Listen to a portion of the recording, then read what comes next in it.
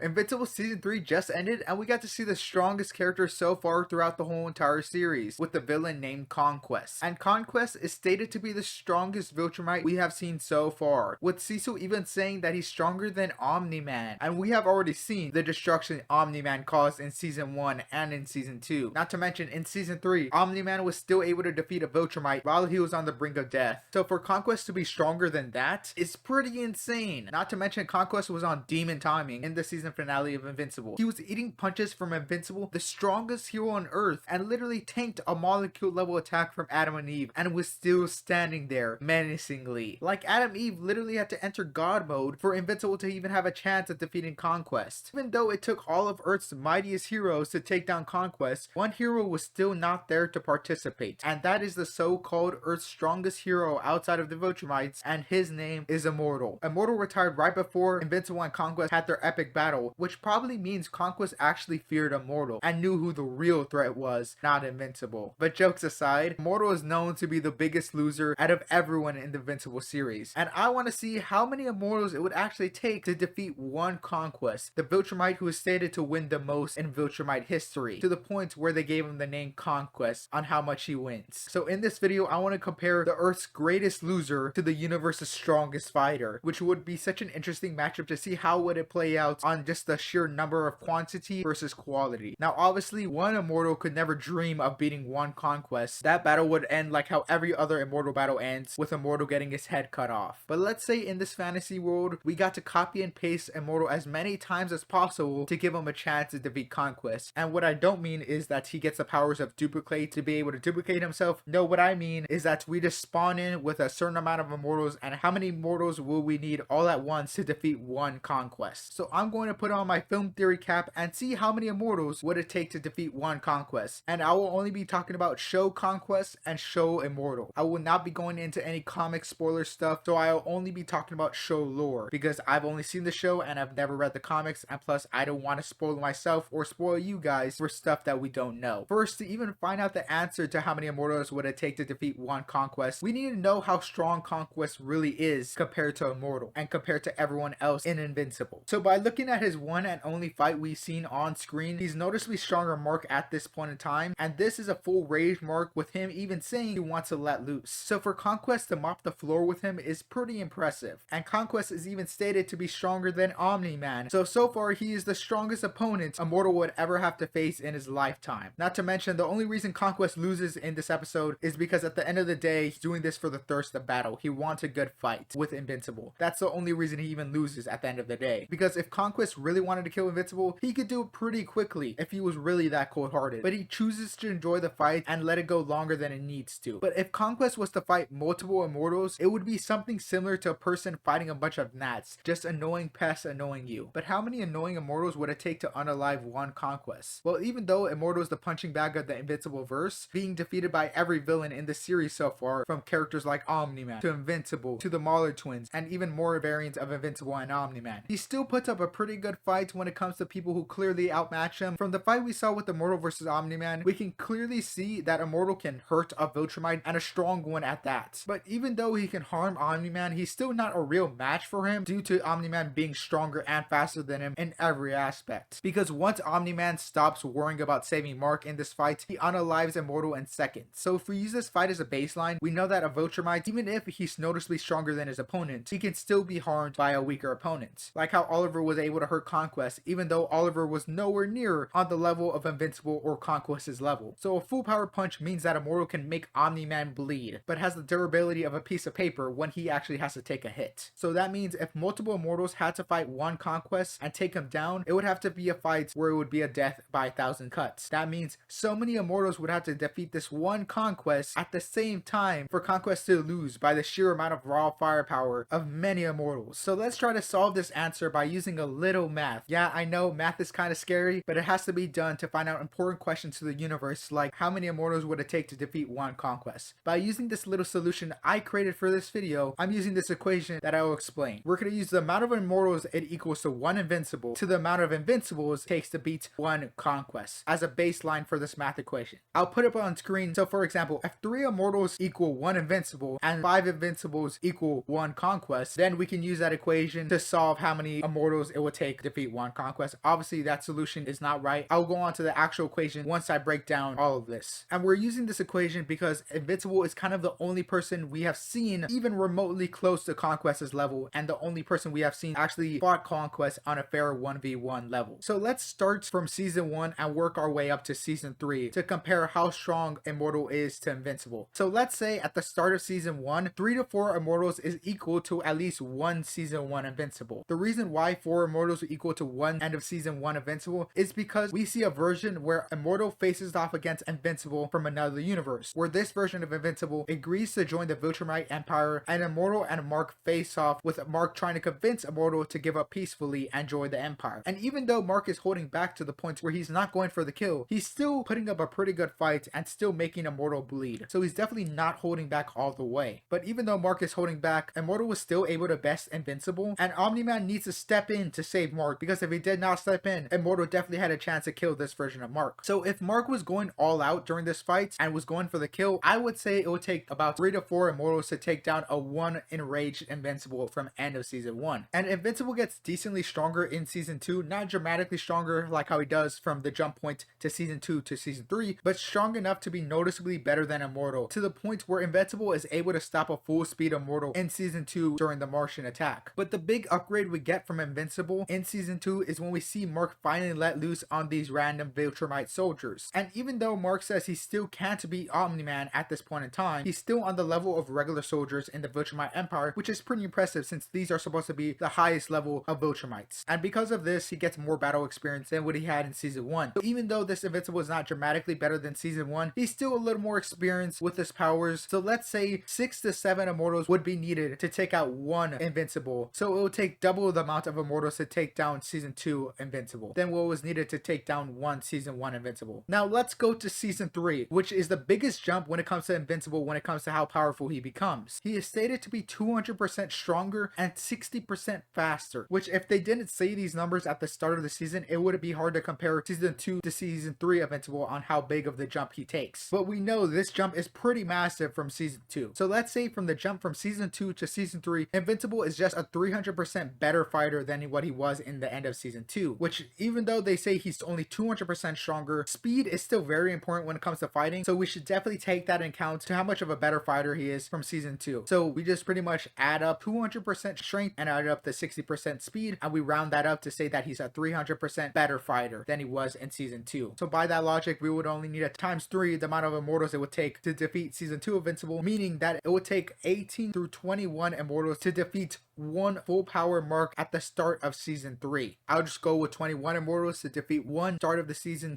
3 Invincible, since that's the higher amount and we kind of want to highball this just to be safe. Obviously, Invincible gets stronger and battle hardened throughout season 3 with his fights with the Reanimates, random one-off villains, and of course during Invincible War before he goes on to fight Conquest. So if I had to throw a dart on the board on how much stronger he gets throughout the season before he goes against Conquest, I would say he at least gets about 50% stronger through battle experience alone. Obviously, he cuts out the regimen with Cecil with lifting all these big weights, but he's fighting way more power quality opponents. So even though he doesn't have the same training regimen, he definitely gets the battle experience. I assume he gets stronger just throughout the battles. I don't really have a concrete number to how much percentage stronger he gets, but I feel like 50% stronger is a good number for especially having to fight multiple versions of yourself over the course of days. So let's say before the Conquest fight, it takes about 31 Immortals to defeat 1 end of season 3 Invincible. Now, end of season Invincible is the one who fights Conquest at the end of the day, and I would have to say, even though Invincible puts up a good fight, he's still not at the same level as Conquest. And if I had to use a similar mechanic to how many Invincibles it would take to defeat 1 Conquest, in my personal opinion, I would believe it would take 3 to 4 Invincibles going all out, all going for the kill to take out 1 Conquest. Maybe you might think it might be a little more, but I would say 4 is a pretty good number for how many Invincibles it will take out to defeat 1 Conquest if they're all bloodlusted. So if we highball the number of Immortals to take down 1 Conquest from the Immortals to Invincibles to the Conquest equation, and to get our final answer for this video, it would take about 124 Immortals to defeat 1 Conquest, which is a pretty crazy number in my opinion. I don't really know if that's enough, because that's really how strong Conquest is. If I had to be defended by 124 Immortals versus 1 Conquest, I think I still might fear my life, and I still might fear that all these Immortals might lose. But I do think if it was 200 Immortals, that would be a little overkill for Conquest, because that's just too many people for Conquest to fight at once. I do think 150 is a pretty good number for how many Immortals it will take to defeat one Conquest, and I do think we would still have a good amount of remaining Immortals still alive. So that's pretty much my math equation to how many Immortals it will take to defeat one Conquest. Obviously, this is my first time power scaling, but this was just more of a fun idea to, really compare Earth's greatest loser to the universe's strongest fighter. And I know there will be comic fans who have more information about these characters when it comes to how strong these characters really are, but I'm just going off the show because that's what I've watched, and that's all the information that most people who are fans of the show have seen. But I hope you guys enjoyed this video. I never thought I would have to use math in a video, but here we are. But let me know what you guys thought of the season finale of Invincible Season 3. I personally loved it, and is a top 3 Invincible episode of all time. Let me know your guys' thoughts down in the comments below, and let me know what is your favorite episode of Season 3. Don't forget to like and subscribe for all the brain power I had to use to find out the answer to this question. So I hope to see you guys next time. Later, hater. Peace. If that's not the way